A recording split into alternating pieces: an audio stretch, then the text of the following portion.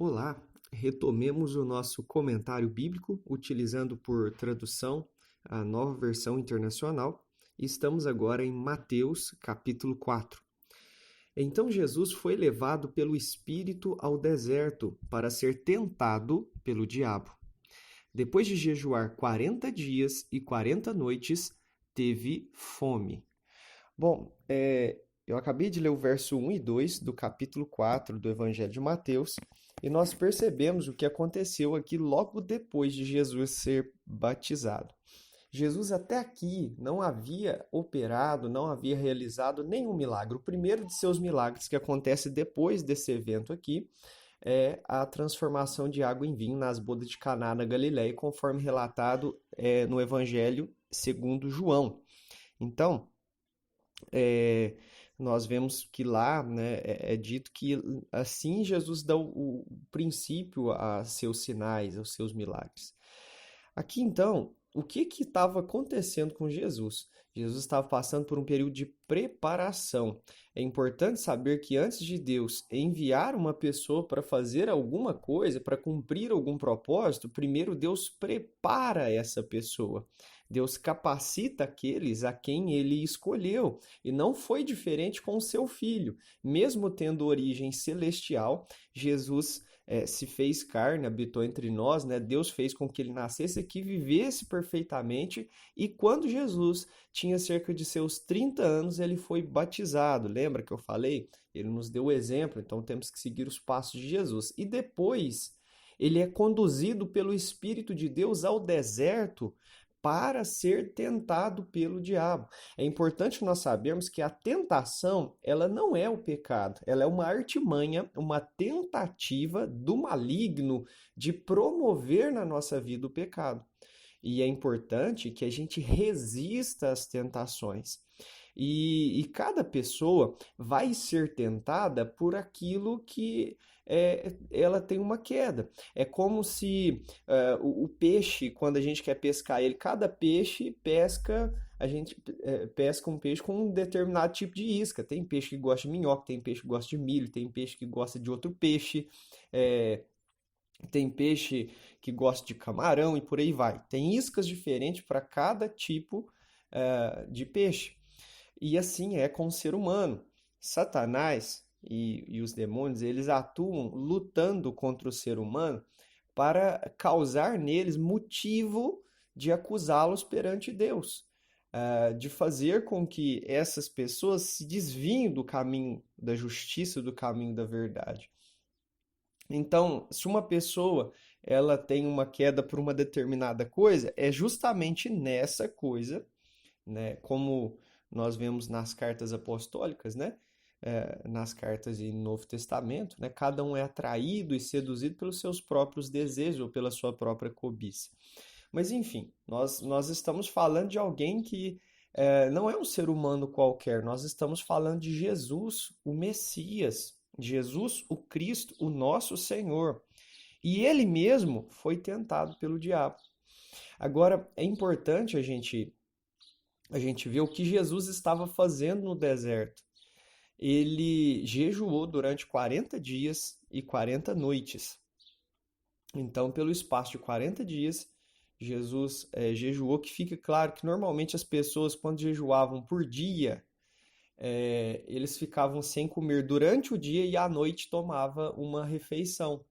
Então, às vezes você vê na Bíblia um relato de uma pessoa jejuou por tanto tempo, pode ser que naquele momento ela tomava só pão, por exemplo, pão e água, ela ficava tomando refeição de pão e água apenas à noite e durante o dia ficava sem comer nada. Mas nesse caso é dito que Jesus, ele jejuou 40 dias e 40 noites. Só duas outras pessoas na Bíblia fizeram isso, Moisés e Elias.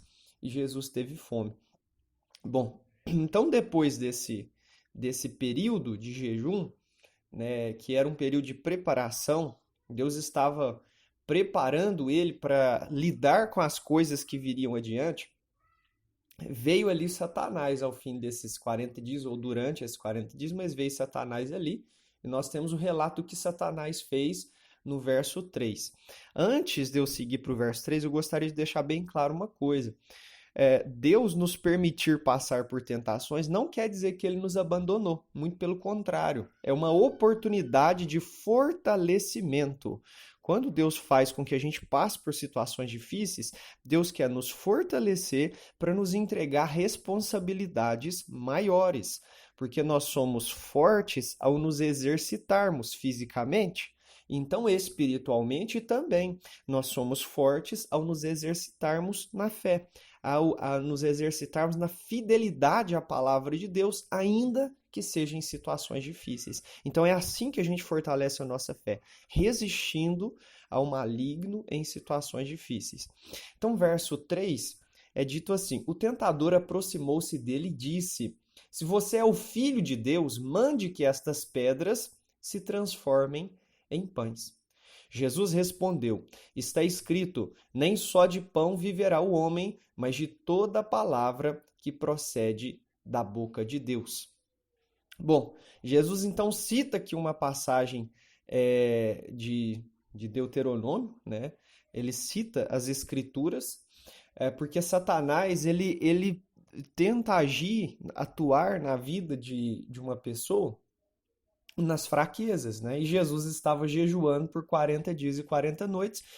Não era ainda o propósito ele encerrar ali o jejum naquele momento. E outra coisa, se Jesus fizesse o que Satanás estava falando, ele ia obedecer a Satanás. Então, Jesus ele respondeu com a palavra de Deus.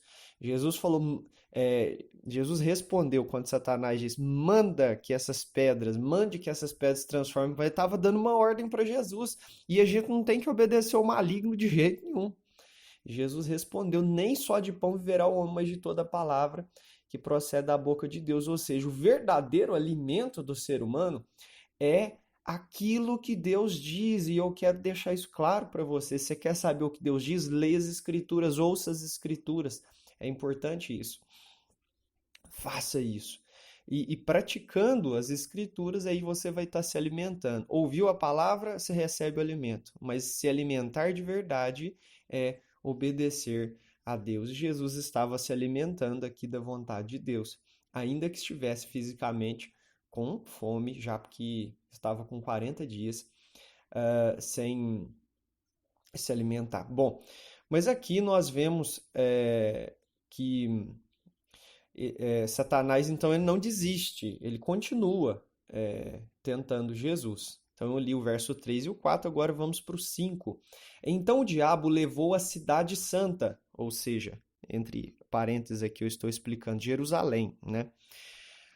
Colocou-o na parte mais alta do templo e lhe disse: se você é o filho de Deus, jogue-se daqui abaixo, pois está escrito: ele dará ordem aos seus anjos a seu respeito e com as mãos eles o segurarão, para que você não tropece em alguma pedra. Satanás então usa a estratégia agora, aqui no verso 6. Ele tenta falar, se você é o filho de Deus, a mesma estratégia que ele usou, né? Se, né? Querendo fazer uma suposição, querendo causar confusão, né? Se você é, então você prova, joga-se daqui abaixo, porque está escrito lá no livro de Salmos, né? Está escrito que os anjos vão segurar você para você não tropeçar com o pé em alguma pedra. Imagina se espatifar daqui no chão. Então, numa das estruturas mais altas do templo, possivelmente na muralha do templo, que ficava em Jerusalém, Satanás leva ele lá, olha o poder do maligno, ele transportou o próprio Messias de um lugar para outro, né? Então, Satanás ele tem um poder limitado, mas tem, até onde Deus permite. Então, levou o Messias até lá, levou Jesus até um ponto mais alto das construções do templo e disse, se joga daqui. Mas o que Jesus fez? Verso 7, Jesus lhe respondeu, também está escrito, não ponha à prova o Senhor, o seu Deus. Então, Jesus respondeu para ele, olha, eu não tenho que tentar a Deus, colocar Deus à prova. Não, Deus é Deus e ele pode fazer o que ele quiser. E eu sei que a palavra dele é verdade. Aí de nós, né? Se a gente quiser tentar ver se Deus realmente vai fazer aquilo que ele disse que faria, isso é algo absurdo. Está escrito que não devemos colocar Deus à prova. Isso está escrito É o que Jesus, a resposta de Jesus sempre é essa, e eu quero dizer isso para você. A resposta às tentações, às artimanhas do maligno, a resposta ao bombardeio na sua mente, provindo de Satanás ou de seus servos, das pessoas que vêm enviadas por ele para poder destruir a sua vida, atacar você, a resposta a essas situações tem que ser a palavra de Deus. Lembra do que a palavra de Deus diz a esse respeito. Lembra do que está escrito a respeito daquela situação que você está vivendo. E assim você vai conseguir ficar de pé diante daquela situação, diante daquela circunstância. Então é importante que você entenda isso. A nossa resposta, a nossa luta contra o mal, nós vencemos quando não damos ouvidos ao maligno e damos ouvidos à palavra de Deus. Não importa o que as pessoas dizem de você, se você estiver fazendo o que é certo. Viva a palavra de Deus. Não importa. Viva a palavra de Deus. Não importa se te chamar de fanático, se te chamar de isso, daquilo. Viva a palavra de Deus. Faça isso. Porque quem vai te recompensar um dia é Deus, não são as pessoas que estão criticando você. Então, viva a palavra de Deus. Jesus diz, está escrito, não põe o Senhor seu Deus à prova. Mais uma vez cita as Escrituras. Agora, Satanás ainda não desiste. Ele tentou usar as Escrituras, né, e tudo. A primeira vez ele tentou usar uma coisa mais básica, a fome, como tentação. Depois ele tentou usar a própria Escritura como uma tentação. Olha, então você prova que você é filho de Deus, usando as Escrituras. E agora ele vai usar uma outra artimanha, né? Verso 8. Depois o diabo levou a um monte muito alto e mostrou-lhe todos os reinos do mundo e o seu esplendor, ou seja, e as riquezas desses reinos, né? A glória desses reinos, as coisas que esses reinos tinham. Então, Satanás teve o poder para levar ele em outro lugar, num monte muito alto, abrir uma visão, né, para Jesus e fazer com que ele enxergasse reinos desse mundo e a glória desses reinos. E o verso 9 diz, e lhe disse, Satanás disse isso aqui, tudo isso lhe darei se você se prostrar e me adorar. Preste atenção na proposta do maligno, na proposta do diabo. Tudo isso lhe darei se você se prostrar e me adorar. Quer dizer, se você reconhecer a minha autoridade, se você se curvar diante de mim e me adorar, e reconhecer que eu sou, né, alguma coisa, eu vou te dar isso. Por que Satanás oferece uma coisa? Porque o sistema de coisas desse mundo pertence ao maligno.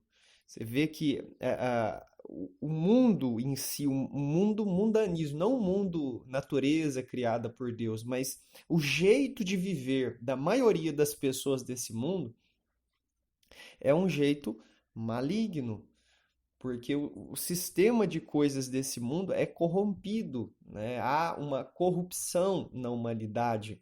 E essa corrupção que quer se espalhar e se espalha por todos os setores da sociedade, né? por todo lugar, é justamente promovida, propagada pelo reino das trevas, pelo império das trevas, que tem como seu governante o maligno, Satanás, o nosso adversário. Então é importante a gente entender que um dia, sim, a corrupção, o que é errado nesse mundo vai acabar, mas não vai ser um ser humano que vai fazer isso. Não será um ser humano que vai fazer isso. Então é importante que a gente entenda isso. Satanás, ele ofereceu uma coisa que era dele. Ele ofereceu riquezas, ele ofereceu os reinos do mundo, ele ofereceu essas coisas sim, porque pertenciam a ele. Porque Adão recebeu todo mundo para si mesmo. E aí o que ele fez? Ele, ao obedecer Satanás, ele deixou parte, digamos assim, da autoridade desse mundo, do governo, o governo político, digamos assim, desse mundo, nas mãos do maligno. Então é importante que a gente entenda isso. Satanás, ele ofereceu, eu vou te dar se você se prostrar e me adorar. Bom, e a resposta de Jesus é o que faz toda a diferença, né? E deve ser a mesma coisa com a gente. Não aceite as propostas do maligno. E olha, pode ter certeza que se na sua vida Satanás for fazer uma proposta para você, ele não vai vir vermelho, rabudo, com chifre e com garfo na mão. Ele vai fazer com que as coisas que ele te oferece pareçam bonitas, né? É importante que você saiba que para você que está trabalhando, né, vai ter uma proposta maligna lá no seu trabalho, essa proposta ela não vai chegar feia, ela vai chegar bonita. Olha aqui o esplendor, olha o que que eu posso te dar, olha o que você pode ganhar. Olha, mas valorize o que Deus tem para você. É importante você valorizar as coisas que Deus te deu e não as coisas que o maligno te oferece. Valorize o seu casamento, valorize a sua família, valorize a posição em que Deus te colocou e não troque isso por nada nesse mundo, porque o que Deus tem para você não é apenas felicidade terrena, mas é vida eterna. Então fique com o que Deus te oferece e não com o que o maligno tem para mostrar para você. Porque vem junto com isso um alto preço a ser cobrado. Se Jesus obedecesse o maligno aqui, ele deixaria toda a missão dele, toda a redenção de Deus, toda a história da humanidade iria fracassar. Mas Jesus, ele resistiu. E ele disse assim, no verso 10, Jesus lhe disse, retire-se, Satanás, porque está escrito, adore o Senhor, o seu Deus, e só a Ele preste culto. Portanto, é necessário que a gente entenda que somente a Deus, somente diante de Deus, nós devemos adorar e nos ajoelhar em adoração e prestar culto somente a Deus, somente a Javé, a Jeová, somente a Ele, ao Criador dos céus e da terra, somente diante do Pai do nosso Senhor Jesus Cristo. Diante de Deus é quem devemos nos prostrar, é a Ele que devemos adorar. Aí o que acontece? O verso 11 diz, então o diabo deixou e os anjos vieram e o serviram. Então ele resistiu a Satanás, era mais um pouquinho. Olha, você pode estar nos 45 do segundo tempo.